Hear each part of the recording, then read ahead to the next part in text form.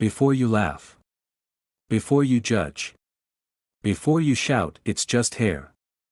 Come with me to Umuobom village in Anambra. Where traditions don't argue. Gods don't negotiate. And even barbing salons fear village laws. This is the story of Amaka. A stubborn girl, a sweet liar called freedom. And one small shaving stick. That almost caused a village emergency meeting, 3 sacrifices, and one boy's destiny to collapse like garri in hot water. Laugh if you want. But listen carefully. Because in Umuobom, tradition always has the last laugh.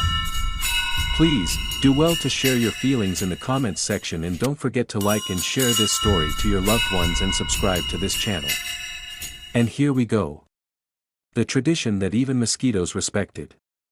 In Umuobom village, Anambra, tradition was not something you debated. You didn't Google it. You didn't update it. You didn't say, times have changed. If you tried that sentence in Umuobom, an elder would stare at you so hard you'd forget what year you were born. Tradition in Umuobom was older than the oldest man, stronger than the strongest masquerade, and more respected than police sirens during curfew.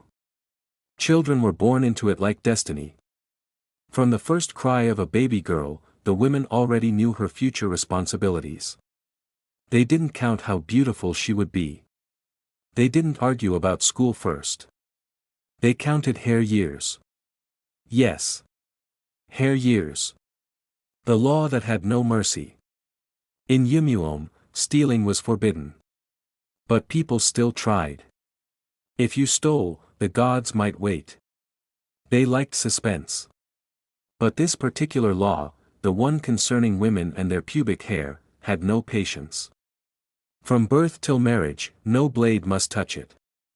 Not razor. Not scissors. Not just small trim. If your hand even imagined holding a blade, the gods were already watching. The hair must grow naturally, wild, honest, untouched. Like the village bush after rainy season.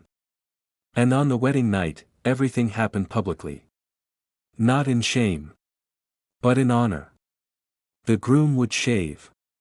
The parents would watch. The chief priest would inspect. And the inspection was serious business.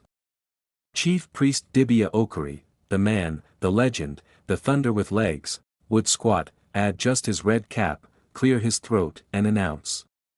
It matches her age. Or. Silence. And silence in Umuobom was louder than shouting. Even mosquitoes behaved themselves. People used to joke that mosquitoes in Umuobom didn't bite married women out of respect. Goats didn't cross forbidden paths.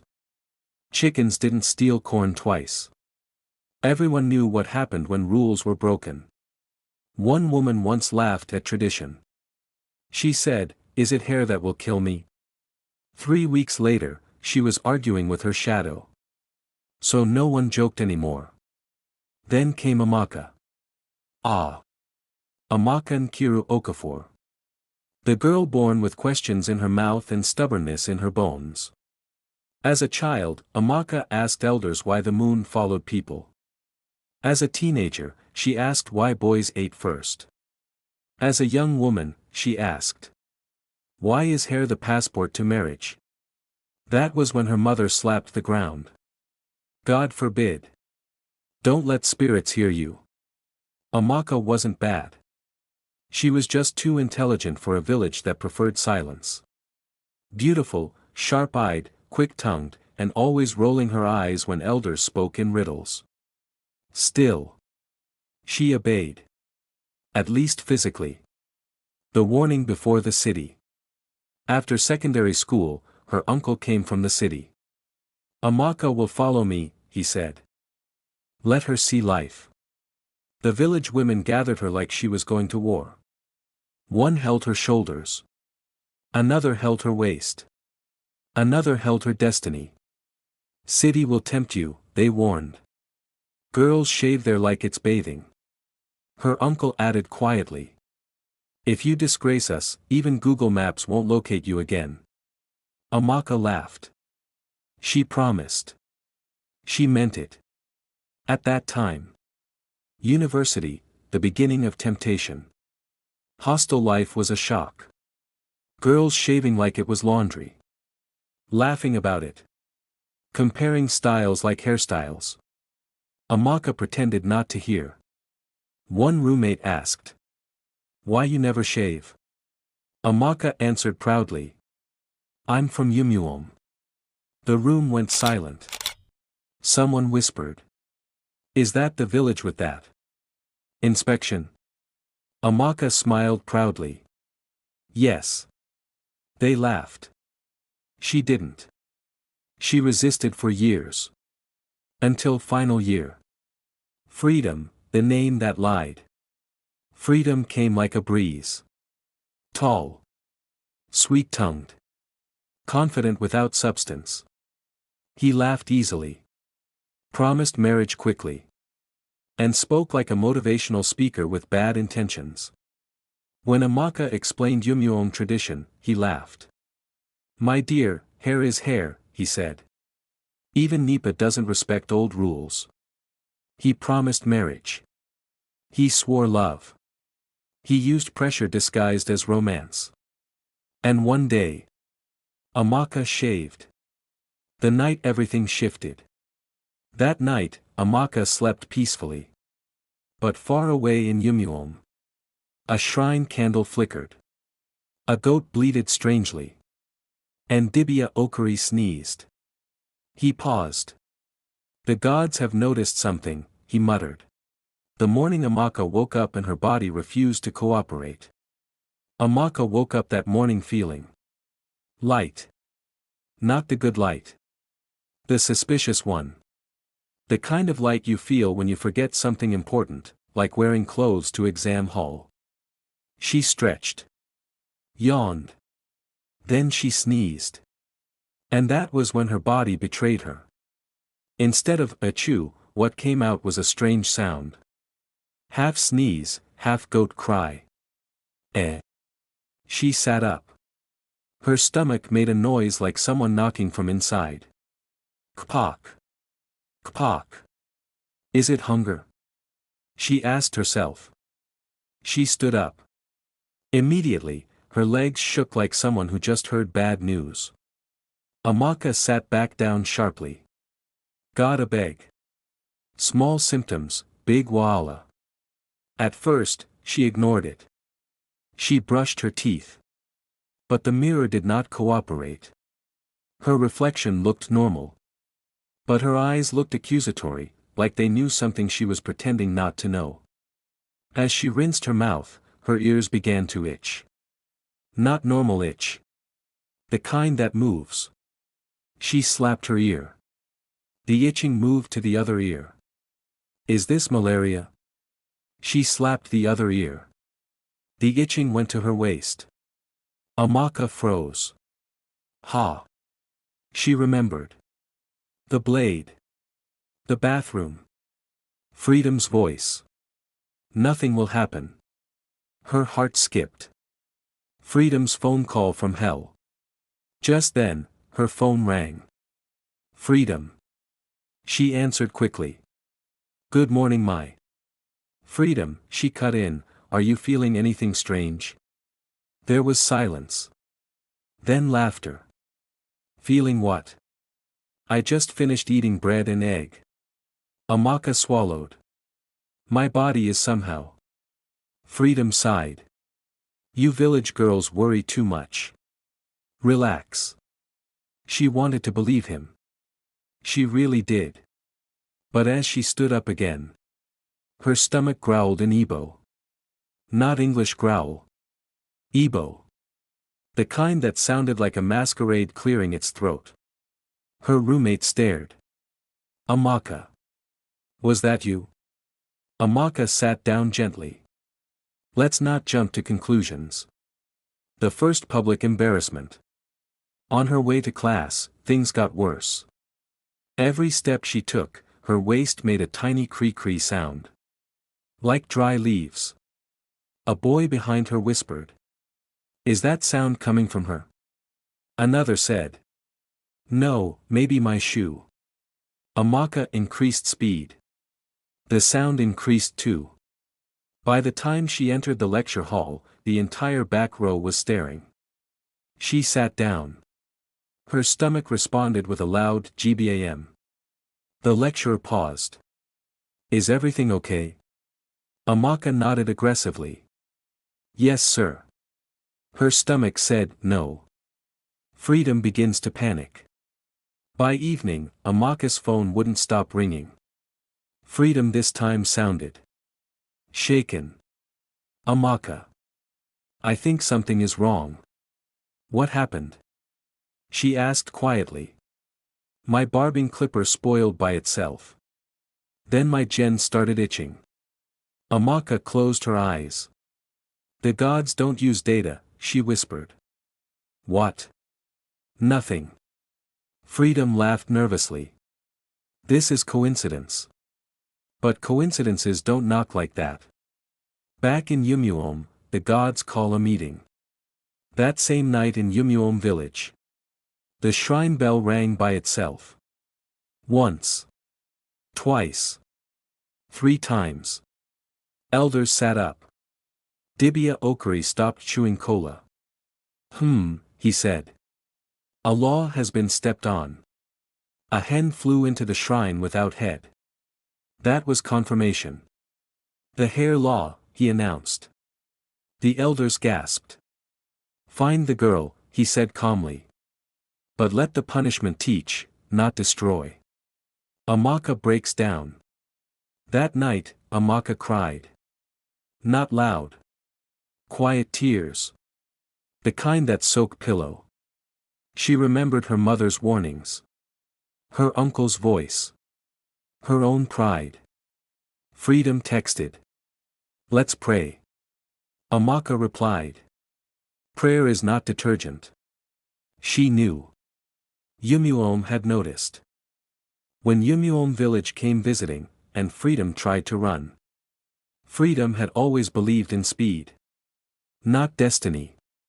Not tradition. Not consequences. Speed. So when his body began to misbehave properly, his first instinct was not prayer. It was escape. Freedom's body begins to confess. It started small. While brushing his teeth, his tongue suddenly refused to stay inside his mouth. He tried to talk. His tongue stretched slightly. Not dramatic. Just enough to alarm him. He rinsed his mouth. The mirror reflected a young man whose confidence had expired. Then came the itching. Not the normal itching you scratch and forget. This one had direction. Purpose. It moved from place to place like a village messenger delivering bad news. God a beg, Freedom whispered, dancing around his room like someone dodging invisible ants. His roommate stared. Guy. Are you okay? Freedom laughed nervously. Just small allergy. The roommate nodded slowly. That's how it starts. The decision to run. Freedom remembered Amaka's village. He remembered her warnings. He remembered laughing. And now. His body was replying to jokes with actions. He packed his bag immediately. No plan. No destination. Just movement. Because in Nigeria, when trouble smells village-like, you don't wait to confirm.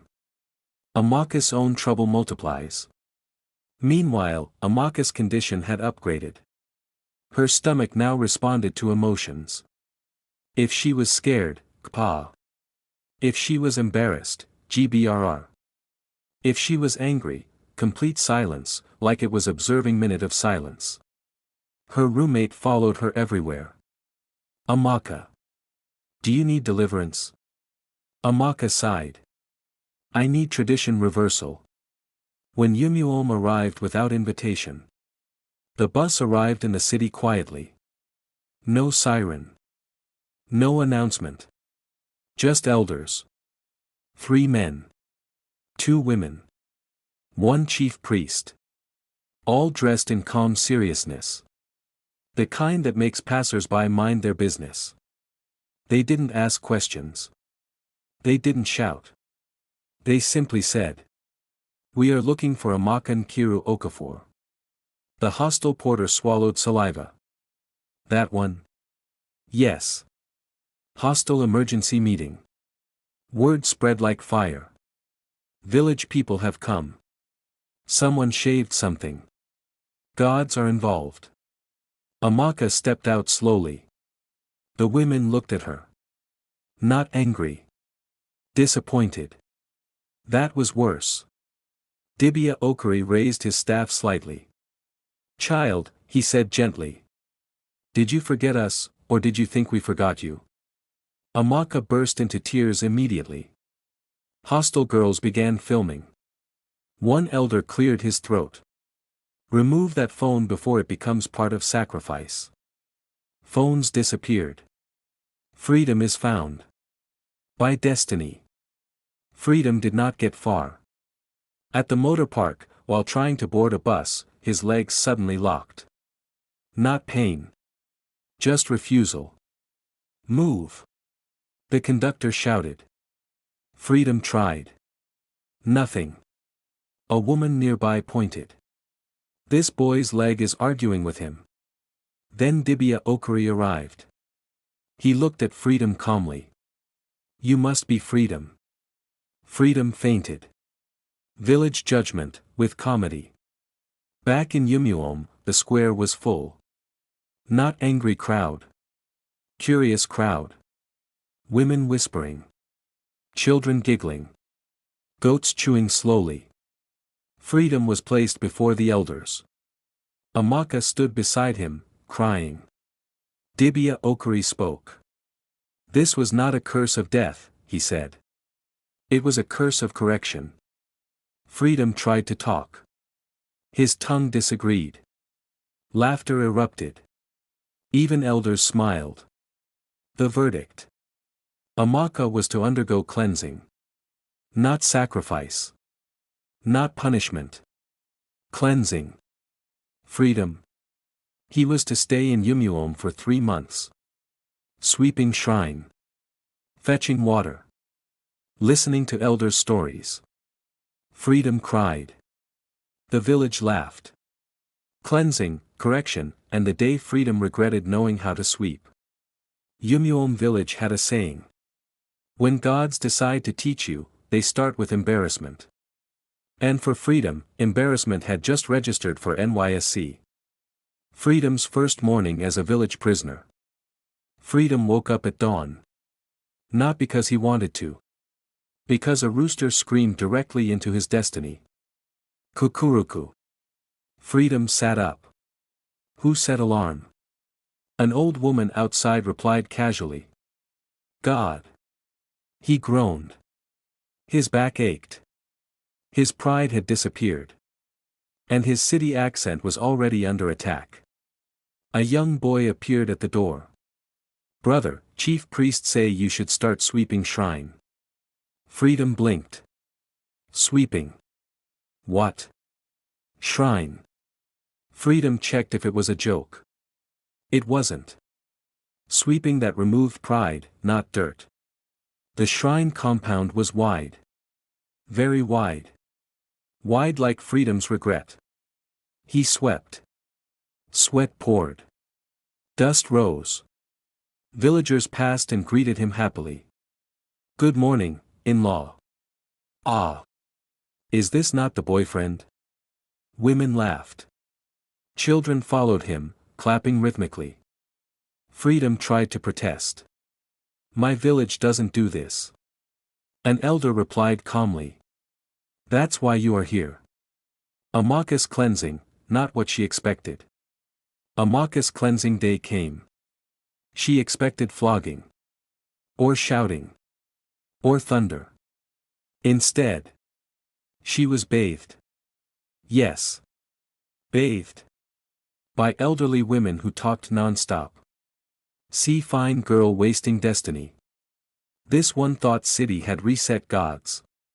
Is hair now certificate of love? Amaka cried and laughed at the same time. They rubbed special leaves.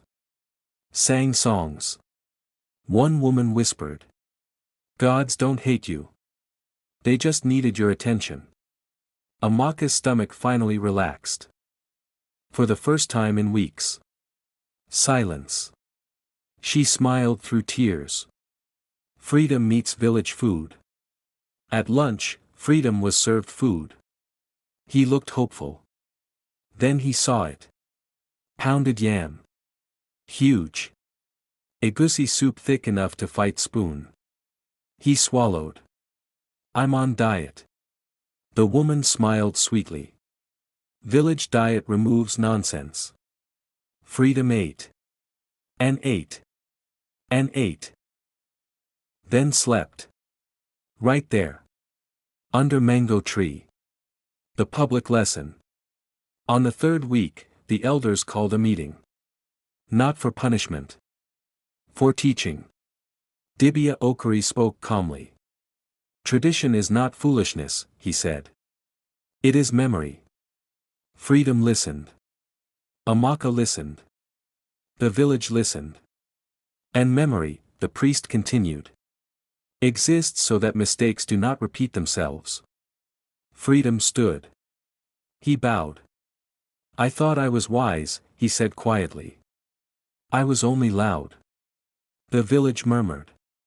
Change begins. Freedom stopped complaining. He learned to greet properly. He learned to sweep without sighing. He learned that silence sometimes speaks louder than arguments. Amaka changed too. She stopped rolling her eyes. She started listening. They laughed together again. But this time without lies. Redemption, marriage bells, and the moral that shook Umuobom. Umuobom village had not laughed this much in years. Not because someone fell into a gutter. Not because palm wine finished early. But because a lesson had landed successfully. And everyone, young and old, had watched it happen in real time. Freedom's final day of service. On Freedom's last day of village sentence, the entire community gathered at the square. Not for judgment. For graduation. Freedom stood there, looking thinner, humbler, and suspiciously wiser. Dibia Okari adjusted his cap. You came here with confidence, he said. You will leave here with understanding. Freedom nodded. I used to think tradition was backward, he said. But I now know. Some rules are not cages. They are guardrails. The village clapped. A goat bleated approvingly. Amaka faces the village. Amaka stepped forward next. She was no longer crying. She was calm. Strong. Grounded. I thought I was escaping tradition, she said softly. But I was actually escaping responsibility. Women nodded. Young girls, she continued. Do not let sweet words make you mock your roots. Love that pressures you to betray yourself is not love. A hush fell. Then applause. Even the stubborn aunties clapped. The unexpected proposal. Freedom cleared his throat. I came here as a liar, he said. But I want to leave as a man. He turned to Amaka. I promised marriage wrongly before. Today, I ask properly.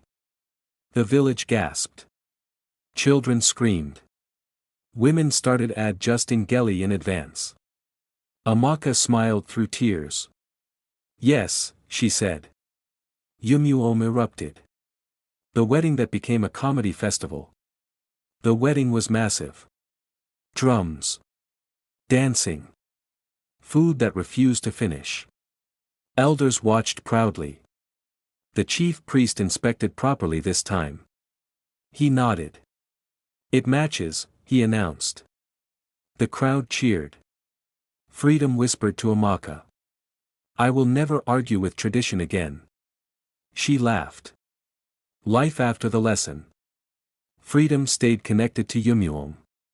Amaka became a voice to young girls.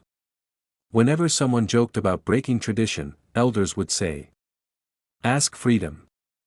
Freedom would sigh. And laugh. Moral lesson. Tradition is not always punishment. Sometimes, it is protection wearing old clothes. Do not mock what you do not understand. Do not trade your values for temporary affection. And do not let anyone convince you that roots are weaknesses. Because when consequences come, they don't ask who advised you. So laugh, yes. Because this story is funny. But remember, every joke carried a lesson. Every laughter hid wisdom. In Umuobom, hair was never the issue. Respect was. And those who learn early laugh last. Thank you so much for watching this incredible and funny story. Tell us where you're watching from. Are you watching from US, UK, South Africa, Nigeria, or where? Don't forget to share, hit the like button, comment and subscribe to this channel.